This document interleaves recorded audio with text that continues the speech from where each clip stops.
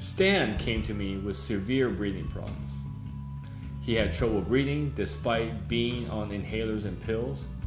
The doctor said there's nothing else that can be done for his particular condition. Stan came to me to find out what else can be done. The first phase of Stan's treatment was to increase circulation. The second phase was to eliminate the inflammation. The biggest improvement with Stan was increased energy and no worry of severe asthma attacks, sending him to the hospital. Stan is able to continue all his activities all day long. Let's talk about how you can help your friend with asthma. Did you know people with asthma eventually get so sick they have to go to the hospital? It's the number one cause of hospitalizations. It's terrible when you can't breathe anymore. You're in a room, everyone else is doing fine, and it feels like you can't get another breath. The inhalers and pills don't work anymore. You're literally suffocating when everybody else is breathing fine. It's a terrible feeling. Well, now you can help them in ways their doctors can't.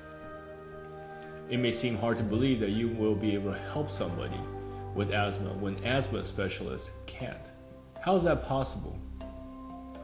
Well, the first thing is the medical doctors don't know what's the cause of asthma or why they even need to be hospitalized. It's always interesting to see that an asthma specialist doesn't know how to get someone better. This is different from stopping an asthma attack in a hospital. A doctor can handle an immediate problem with drugs, with shots, to stop the person from getting worse.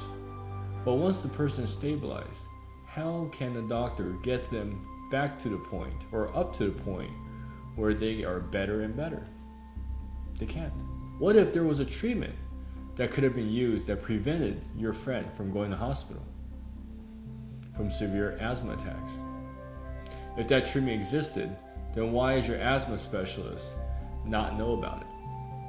I had a problem once that I found somebody more knowledgeable to handle for me. I thought I knew the answer, but I didn't have the experience dealing with it. So I thought it would be safer to have somebody with that experience to handle the problem for me. And that made sense. I remember a time when my wife left to visit her mom for 3 months. I had to learn how to cook. My wife always made something for me, so I didn't have to. Then when she left, I had to learn to cook for myself or buy out. I had to find out where to buy the meats, vegetables, and seasonings. I found recipes to follow. Some days I was successful, and some days that I was really proud of myself. It actually tasted that good. Other times I was not so successful and I had to throw the food out. It was that bad. I wonder how a chef can cook food every day, the same delicious meals to every customer, all the time. It's really mind-boggling. Here's an example of somebody who knows what to do with food and make it taste good consistently, all the time. I'm still working on making my dishes taste that good. Another time I had car trouble and I thought it was mechanical. And the only thing I know about cars is that it needs gas. I don't know anything about oil changes, how the gas from the back of the gas tank goes to the engine. I don't know how the wheels can turn when the engine pistons go up and down. I still can't figure those things out. So when I had car trouble, I had to go to a mechanic. And I personally hate going to a mechanic because I hate being told what's something wrong when I don't know what's going on. There's no way for me to know, for real, if he's telling me the truth or not. I end up having to take his word and agree to whatever service I need for the car to make it work. I took my car to a dealer once to get it checked out, and they wanted $3,000 to replace something that was leaking. I understand this leaking. I didn't expect to have to pay $3,000. It was weird. I took the car to another mechanic, not a dealer, and they said it's leaking, but it's not bad enough to replace. So at least now I know I have a problem, and now I also know how bad is it. That made me feel better. Now I know something is actually leaking. verified by 2 mechanics. I still don't know what the problem is, but I do know I don't have to fix it right away, and the car is safe to drive. And that's enough for me. So what does this have to do with asthma? Well, you don't have to know anything or everything about asthma and how the lung works. If the lung doctors don't know, then there's no way for you to know. So you have to find another way to look at the situation, like I have. How do you do that? Well, you can ask a different kind of practitioner and get an idea of what else can be done to breathe better. That makes sense, right? A lung doctor, specialist, can't figure it out. Maybe somebody else can.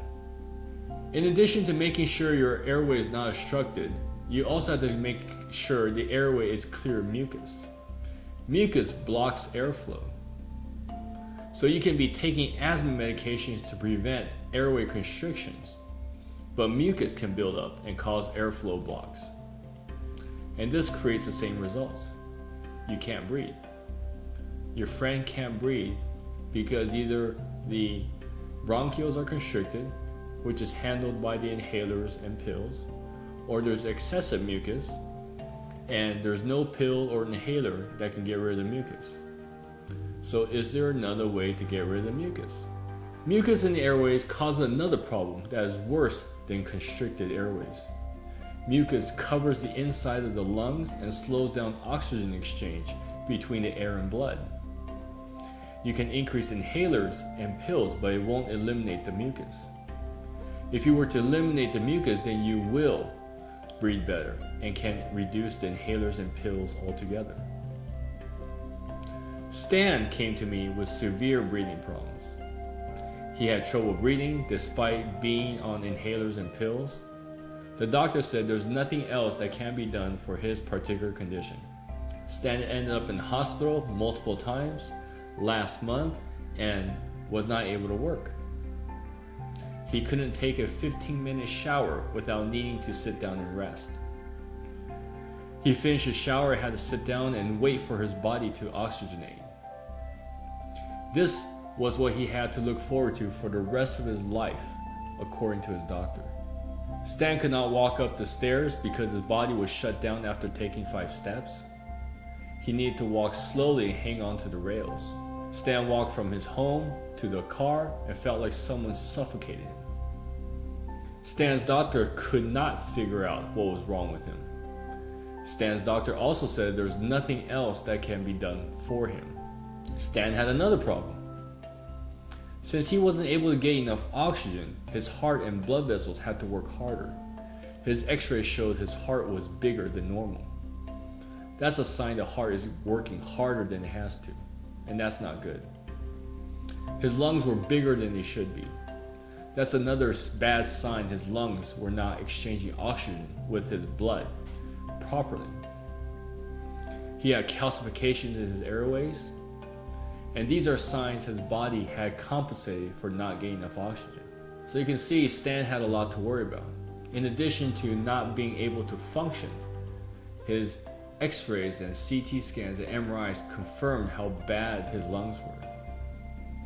And the doctor could do nothing for him. An enlarged heart means his heart has to beat faster and harder to move blood. This means there's not enough oxygen in the blood. His lungs got bigger because there wasn't enough oxygen going into the blood, so his lungs expanded to increase the amount of oxygen available. He had calcifications in his airways because there was inflammation. Another sign of inflammation was mucus. Stan couldn't breathe because he had inflammation causing airways to constrict. Inflammation caused mucus production, which covered the airways with slime, and this blocked oxygen from moving into the blood. Stan's heart had to maintain proper oxygenation, so it had to pump harder and faster. And this caused his heart to enlarge. His lungs expanded to increase more oxygen, so his blood has a chance to get oxygen. What does a lung specialist have that can improve Stan's condition so he can walk out of a shower and put his clothes on so he can go to work? Nothing. What can a lung specialist do to improve Stan's condition so he won't have to go to the hospital? Nothing. So if Stan's lung specialist cannot make his lungs work better, then what would you tell Stan to do? What do you think Stan should do right now? What if it was you who had a breathing problem? What would you do in Stan's condition? What would you do if your doctor's treatment won't allow you to take a 15-minute shower without running out of breath? What would you do if you are still ending up in a hospital with the doctor's treatment? What would you tell your friend if they were not getting better under their doctor's treatment and it's that noticeable?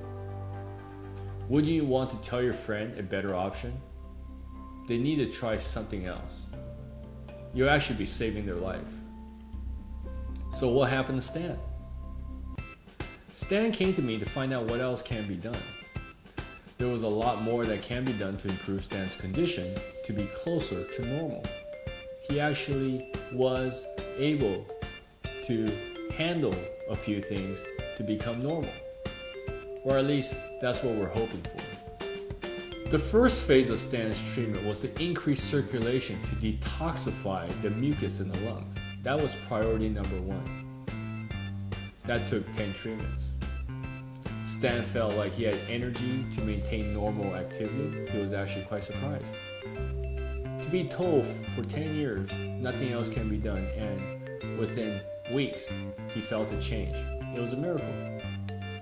He couldn't walk up and down the stairs yet. Stan did take a 15-minute shower without gasping for air, and that was an improvement. Stan can get dressed and walk to his car with no problem. That was another improvement. The second phase was to eliminate the inflammation that caused bronchial constriction and mucus. That took 12 weeks to complete. And this caused more mucus to come out of his system.